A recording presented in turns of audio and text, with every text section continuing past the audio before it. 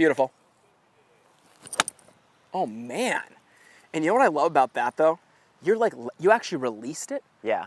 But it's so much later. Well, yeah, when I'm hitting it well, or when I feel like I'm getting ahead of it well, it feels like it's being released back here.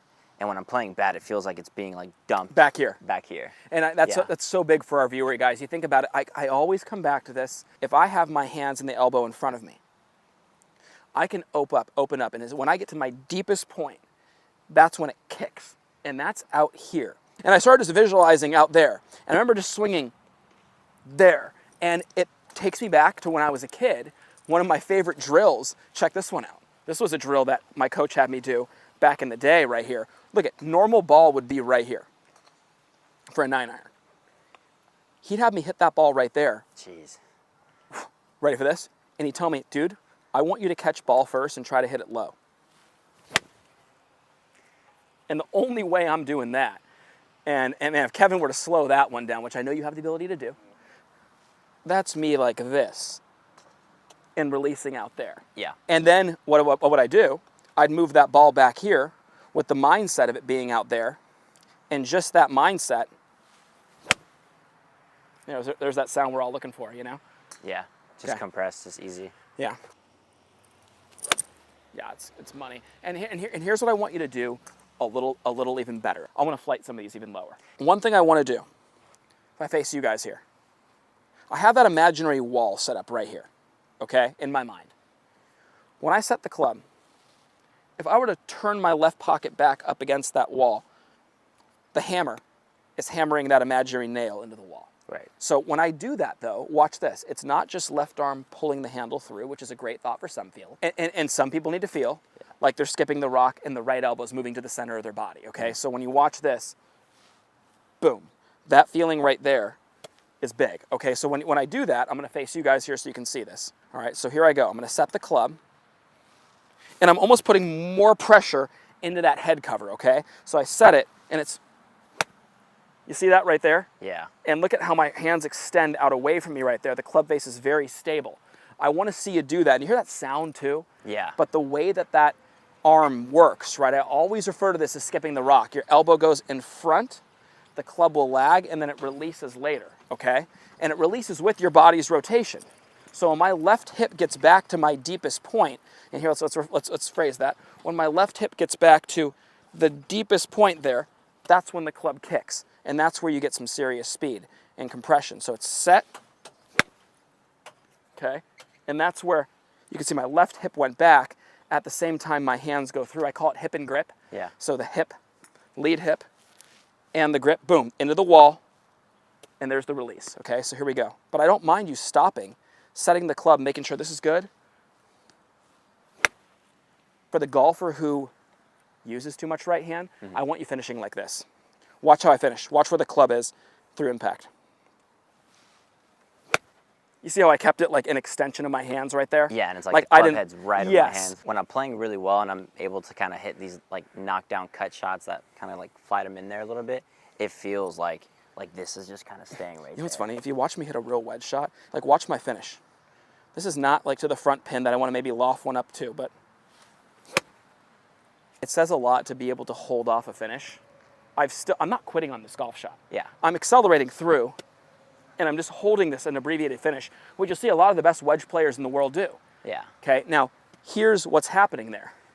Because the club is trailing the hands, and it's connected to your body, you have the ability to hold it off. Now, if the club passes through at the speed you're swinging at impact, well, this thing's gone, and it's all the way to your back, smacking your back right away. Yeah. I want to see much more of a held-off finish. That's a great drill for some golfers too. You know, just to hold a golf club right out in front of you here, or have someone hold something out like an alignment rod and just finish, boom, right underneath it like that. That's really good for connection through impact and not getting rid of the club. Hold this off. Don't let the hands get above shoulder high on the way through. Oh, do you feel that? Yeah. That was completely different. I mean, it still felt like I kind of gave it A a little at the bit, end. Yeah, but it still feels like it's. Well, that took the flight down 10 feet too. Yeah. So, what's the sequencing of it coming down? So like once I've completed my turn, am I feeling like right away like this wants to go behind me? well, it's a great question. Here's the thing. I never like to slow things down Right. in the downswing. Right. I don't like to. I like to patient going back. I like the bow and arrow analogy. You Yeah. know, slow, let it build, Sung J-im, Hideki to the top. Yeah. All that's great. But in the downswing, turn and burn. Like, Yeah. I'm letting this go, but I'm also remembering inside horse, Yeah. outside horse. If I want to have a photo finish with everything arriving together, if I just rip my hips through and expect this to catch up, It's no not. chance. Right. The hands are moving 28 miles per hour approximately in the downswing for the best players in the world. So with that being said, there needs to be some zip to it. So yes, my left hip is going back and ripping back. I'll be an example for that in a second. But here's the thing.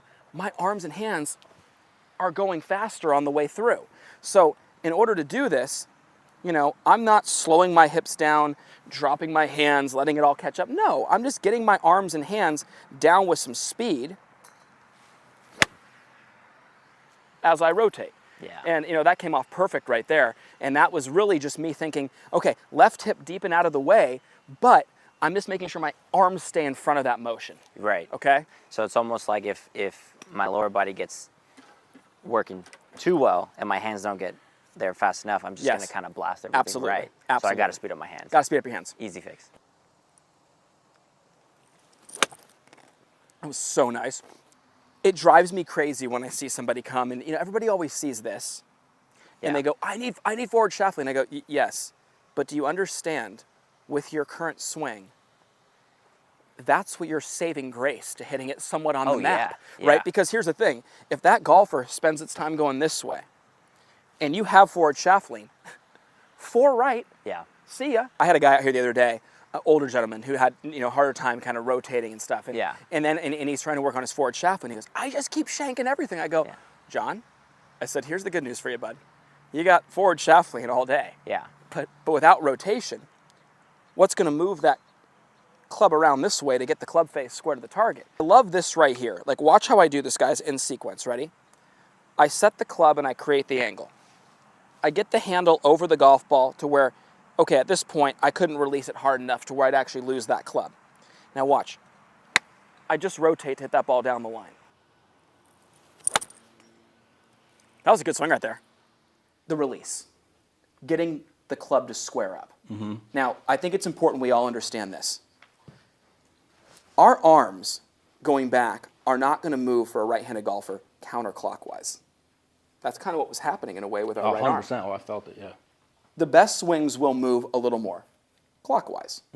At the same pace your body's rotating, that arm is folding naturally in this direction, right? There is a little rotation to the arms. Not that I'm actively trying to have too much. If you get in the right position, the giving blood position, you shake hands and hold the tray and it's already there. But here's the thing. If we leave it there and we turn, the face stays open. So we have some questions about people asking how to square the face. A better player, I don't have to talk about it too much because Jimmy's going to figure out how to do it naturally, athletically. For the majority of you guys out here, that line that Jimmy was coming in on, go ahead and do the same thing, Jimmy. Show them what would happen if they just kept the arm in the same rotation without moving the face at all. See, that's what people feel, and I know people feel this. The better player is going to know that the back of their left hand exactly and the front of their right are that club face. So go back into the slot, Jimmy. And how about you, in your words, explain what you're feeling to get that left arm and club squared up? So I'm feeling a little bit of flexion here, and as if I'm trying to put my palm to Exactly. the ceiling, Exactly. you know? So And you hear what I said? Palm to the ceiling. Hogan would say knuckles down. Yep, and that's absolutely. what gets rid of the chicken wing and extends the arm for people and really gets the release to happen the right way. Here's Yeah. the thing. I talk about this often. The release is a dangerous topic, and you know this. Yeah, I mean, for how sure. many people have had our clinic? We've all seen it. We tell them to hammer the nail guys out here, and they hit it 100 times better Yep. because they're already going like this. So the release is a really, really dangerous thing to talk about for somebody who already gives up the angle and then is forced to drag it versus the pros who have a ton of angle like Jimmy does in transition. He's got a ton of it, and he can get rid of it and still have the hands ahead of the club head. The way to do that correctly, right? You have the angle, you maintain it or even add to it, but when you rotate, the back of that left hand, the front of the right hand are smacking up against that wall right there. Yeah. And it is a feeling like the knuckles are turning down, like the right hand is more in this position here. I always felt like I had my hands at 45 degrees at impact like this. And when that happens, that's what allows a golfer to actually release the club and let it go, but you never actually kick it past your hands, right? So the whole point being is that awareness. Yeah. I don't think enough people practice this move. You know, you see Jimmy in there slow. We didn't even tell him to do this. Getting up against a wall. Here, Mike, throw me my driver right there. And putting a club on the inside of your left foot or outside of your left foot like this, where you just put this here, and that's just representative of a wall that you know you need everything to smack up against and hit. You know, until you can sit there and hear knuckles down all day, you can feel right hand on top, like, until you actually show yourself or what that feels like, you know, you need to get in here and say, well, square is clearly not right here. Square is there. That feels to me like literally my hand is going to the ground like this, and the palm is to the sky, as Jimmy said. And I do feel my right wrist creased in this position like a 45-degree angle. So, you know, get to halfway back, everybody. Feel the hip and the grip go together, but have the awareness of understanding that because your arms are going to move this way, they can't stay that way. We've seen a lot of old school drills where they had the bucket, and the bucket's empty right here, where they got the water in the bucket. You splash the water that way. Well, the water has to go out that way. A lot of people, what they do is they go this way, and then they drag the bucket, and the water just falls right out there. It's got to be moving in the direction of your body. So just doing what I'm doing here, feeling the lead hip go back, and feeling the club face match this, that'll educate your hands on exactly how to do what we're talking about. But you notice that's not something I needed to tell Jimmy. It's just something, you know, I could have told him just open up. Because the more he goes laterally, the face will stay there. He's going to turn, that club's going to work with you, okay? Yeah. That's important we throw that in there, Kev, because people have been asking that like crazy. How about that, huh?